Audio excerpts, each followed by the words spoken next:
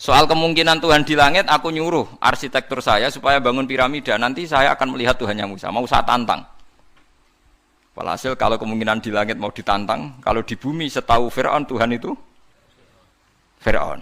Terus Nabi Musa punya jurus kedua. Ini kalau sampai niru tauhid model Quran itu lebih gampang. Rabbukum wa rabbu abaikumul awalin. Yang menuhani mbah-mbah kamu dulu. Itu separuh pengawal Fir'aun langsung mukmin. Kalau Fir'aun itu Tuhan, berarti mbah-mbahnya dulu ada itu tanpa Tuhan. Karena Tuhannya baru lahir apa? Kemudian. Itu terus, nah ini pentingnya hujah. Separuh kaumnya Fir'aun itu menyimpan imannya karena kalau Fir'aun Tuhan tidak masuk akal, wong mbah-mbahnya dulu-dulu ada. Berarti kalau Fir'aun Tuhan, mbah-mbahnya dulu tanpa apa? Tanpa Tuhan. Nah itu hujah. Nah hujah kedua yang mudah lagi menurut Quran itu begini. Sekarang misalnya ya, yuridu wa bikumul yusra, Allah itu menghendaki mudah. Itu kalau kita maknani, itu gampang. Misalnya begini, ya ini yang ada nyata dalam sejarah.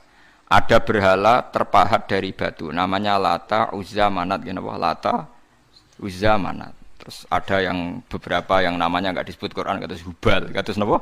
Hubal. Oleh orang-orang kafir jahiliyah, Lata itu disembah, dikatakan Tuhan. Uzza juga dikatakan apa? Tuhan. Itu kata Allah. In hiya illa asmaun samaitumuha antum wa abaukum, itu hanya nama yang kamu ciptakan.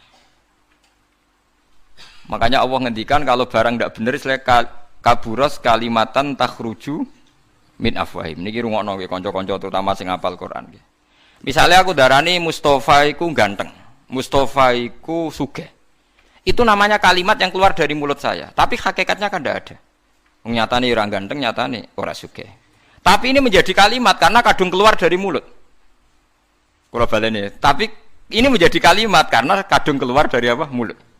Misalnya saya bilang, wah Ruhin rambutnya lurus, alim, ganteng, pinter. Ini hanya keluarnya kalimat yang keluar dari mulut. Tapi kan nggak ada kenyataannya. Nah, ketika orang kafir bilang berhala itu Tuhan, itu kalimat yang keluar dari mulut.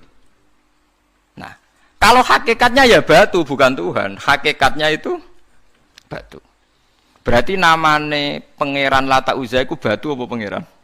Batu.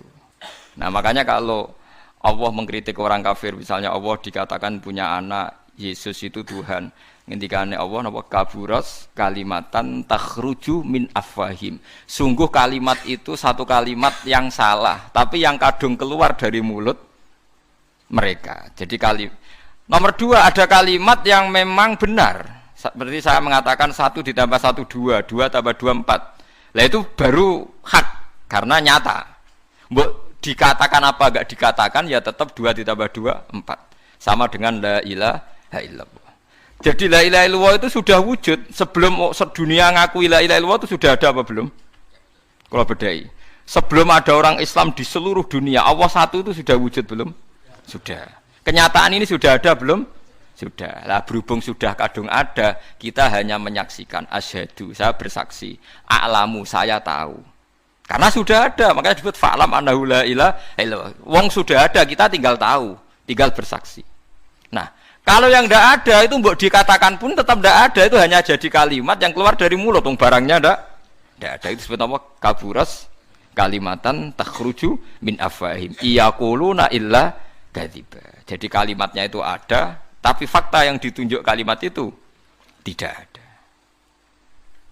Faham ya lah. Mulanya ciri utama agama itu kul ja'al haqqu wa zahaqal batil. Barang hak itu pasti ada, yaitu Allah.